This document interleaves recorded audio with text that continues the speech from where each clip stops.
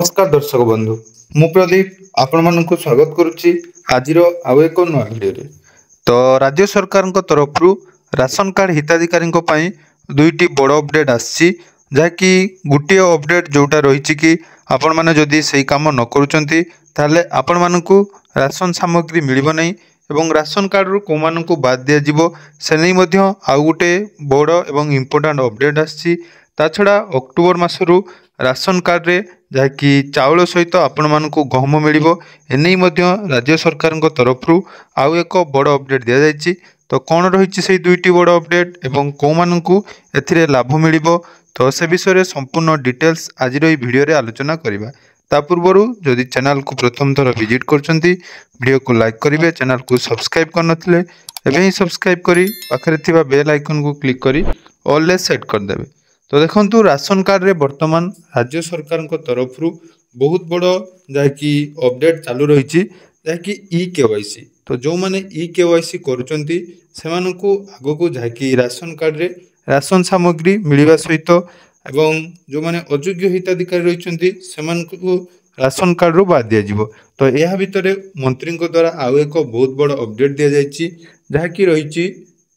तो अपडेट अनुसार देखंतु गतकाली राशन कार्ड हिताधिकारी को पूर्वाह्न खुशी खबर देइथिबा बेले अपराह्न आउ एक खबर देइचंती खाद्य जोगाण मंत्री कृष्णचंद्र पात्र, जहाँ राशन कार्ड हिताधिकारी चिंता बढ़ाई देइछि। तेणु अक्टोबर मासरू राशन कार्ड हिताधिकारी को मिलिबो गहम एवं ओडिशा समेत 9 राज्यर हिताधिकारी को चाउल सह गहम मिलवार बंदोबस्त कराइछि।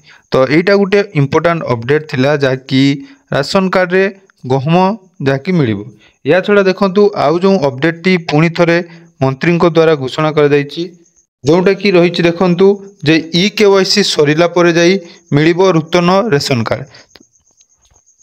तो पूर्वर जहाँकि मंत्री कहते सेप्टेम्बर मास शेष सुधा नुआ राशन कार्ड दिज्व बोली, किंतु वर्तमान जो अपडेट टी दौरान देखंतु ई केवाईसी आपण मानकर जेबे कंप्लीट हम तापर जाई नुआ रेशन कार्ड मिलिबो। तेणु ई केवाईसी रो कोनोसी डेट मध्य नाही बोली मंत्री कहते।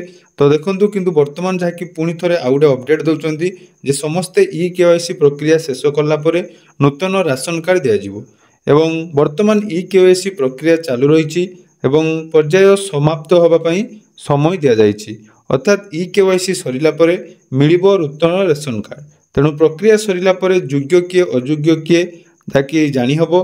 एवं आउ जो अपडेट टी कथा मु कहउतली देखंतु आधार कार्ड नथिरे मिलिबोनी राशन कार्ड। अर्थात जो मानकर आधार कार्ड नाही सेमानक नाम रे आपण माने राशन सामग्री पाई परिबे नाही। विशेष करी जो देखिबा आपण माने छोट छोट पिला मानकर जदि आधार कार्ड बनौ नांती ताले आपण मानकु राशन कार्ड रे सेमानकु ऐड करा जाई परिबो नाही, किंबा जो मानकर आधार कार्ड नाही सेमाने आधार कार्ड करिला परे जाई ताकि राशन सामग्री पाई परिबे। तेणु एने जो दुईटी अपडेट आसी जाकि आपण माने जानिबा निहाती दरकार। एवं जदि आपण माने एपर्यंत राशन कार्ड रे ई केवाईसी करिनांती ताले जल्दी आपण माने ई केवाईसी करिनियंतु। तो ई केवाईसी कला परे आपण मानकु राशन कार्ड रो समस्त जाकि राशन सामग्री मिलिबो।